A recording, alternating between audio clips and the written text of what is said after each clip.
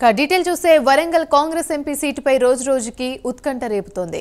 Congress MP ticket కోసం ఆశావాహుల్లో tension పుట్టిస్తుంది. ఆశావాహులు అధిష్టానం చుట్టూ తిరుగుతున్న టికెట్ ప్రకటన ఆలస్యం అయ్యే కొద్దీ రోజుకొక పేరు తెర మీదకొస్తుంది.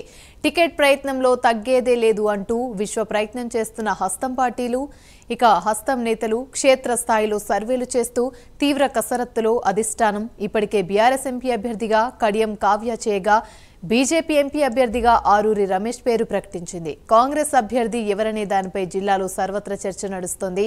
కాంగ్రెస్ లో ఉన్న తీవ్ర పోటీతో సిపిఐకి కేటాయించే ఛాన్స్ ఉందని టాక్ కూడా ఉంది.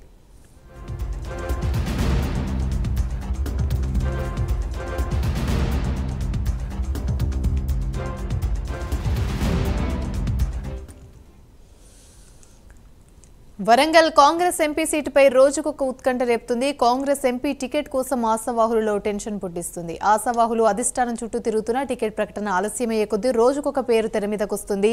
ఇదే అంశానికి సంబంధించి మరిన్ని వివరాలు మా ప్రతినిధి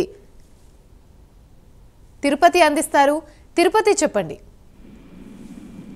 పార్లమెంట్ ఎన్నికల సమయం దగ్గర పడుతున్న కొద్దీ వరంగల్ కాంగ్రెస్ ఎంపీ సీటు ఎవరికి వస్తుంది, ఎవరు అభ్యర్థిగా బరిలో ఉంటున్న ఉత్కంఠ అయితే కొనసాగుతుంది. కాంగ్రెస్ ఎంపీ టికెట్ కోసం ఆశావాహుల్లో టెన్షన్ వాతావరణం కనబడుతుంది. ఎందుకంటే ఈ రోజు ఢిల్లీలో ఏఐసిసి మీటింగ్ జరగబోతుంది. అక్కడ మిగతా 8 స్థానాలకు ఇవాళ అభ్యర్థులను ఖరారు చేయబోతు తెలుస్తుంది. ఈ రోజు కానీ రేపు ప్రకటించే అవకాశం నేపథ్యంలోనే కాంగ్రెస్ ఎంపీ టికెట్ కోసం ఆశావాహుల్లో ఒక టెన్షన్ వాతావరణం కనిపిస్తుంది. ఇప్పటికే అధిష్టానం చుట్టూ 42 మంది ఆశావాహులు దరఖాస్తు చేస్తున్నారు గాంధీ భవన్ లో. వీళ్ళతో పాటు రోజుకొక పేరు కూడా తెర మీదకి వస్తున్న పరిస్థితి. వీరందరూ కూడా ఢిల్లీ కావచ్చు, హైదరాబాద్ రాష్ట్ర ఢిల్లీ నేతలను కలుస్తూ తమకే టికెట్ కేటాయించాలి, తాను మొదటి నుంచి కూడా కాంగ్రెస్ పార్టీలో పనిచేశారంటూ కూడా ఎవరికి వారే ఆశాభావాలు ప్రయత్నాలు కొనసాగుతున్న పరిస్థితి. టికెట్ ప్రకటన ఆలస్యమైన కొద్దీ ఈ 42 మంది దరఖాస్తు చేసుకున్న వారు కాకుండానే రోజుకొక పేరు తెర మీదకి వచ్చి మేము కూడా టికెట్ ప్రయత్నంలో ఉన్నాం, మాకు కూడా టికెట్ కేటాయించాలి, మేము పూర్తి చేస్తామంటూ కూడా కొత్త నేతలు కూడా ముందుకు వస్తున్న పరిస్థితి కనబడుతుంది. టికెట్ ప్రయత్నంలో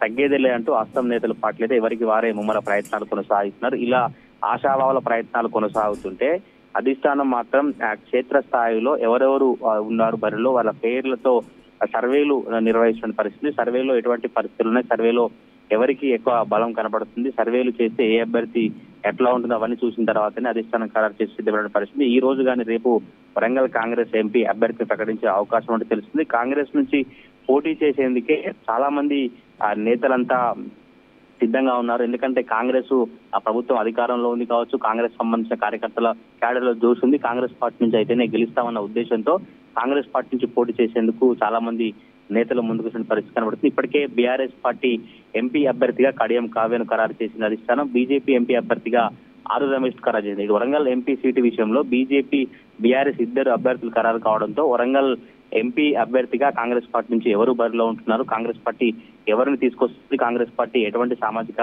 వర్గాలు కావచ్చు, ఎటువంటి ఆలోచనతో, ఏ బలంతో, ఏ క్యాడర్తో ఏ వ్యక్తిని ముందుకు తీసుకొచ్చి ఏ వ్యక్తిని ఈ బరిలో నిలిచబోతున్న చర్చ అయితే కొనసాగుతుంది. ఈ రోజు కానీ రేపు వరంగల్ ఎంపీ సీటుపై ఒక క్లారిటీ రానట్టు తెలుస్తుంది. క్లారిటీ వచ్చిన తర్వాతనే మొత్తం బీజేపీ, బీఆర్ఎస్, కాంగ్రెస్ 3 ప్రధాన రాజకీయ పార్టీలకు సంబంధించే వరంగల్ పార్లమెంట్ లో తీవ్ర పోటీ ఉండబోతుంది. ఒకవేళ కనుక కాంగ్రెస్ పార్టీలో తీవ్ర పోటీ ఉండే, కాంగ్రెస్ పార్టీలో కనుక టికెట్ కొలిక్కి రాకపోతే స్నేహధర్మంలో భాగంగా, పొత్తులో భాగంగా సిపిఐకి కేటాయించే అవకాశం ఉన్నట్టు కూడా జిల్లాలో కావచ్చు రాష్ట్ర వ్యాప్తంగా ఒక టాక్ అయితే నడుస్తుంది. మరి చూడాలి కాంగ్రెస్ పార్టీ ఎటువంటి నిర్ణయం తీసుకుంటుంది, ఎవరికి సీటు కేటాయిస్తుందో అని రాజకీయ వర్గాల చర్చ కొనసాగుతుంది. యామిని.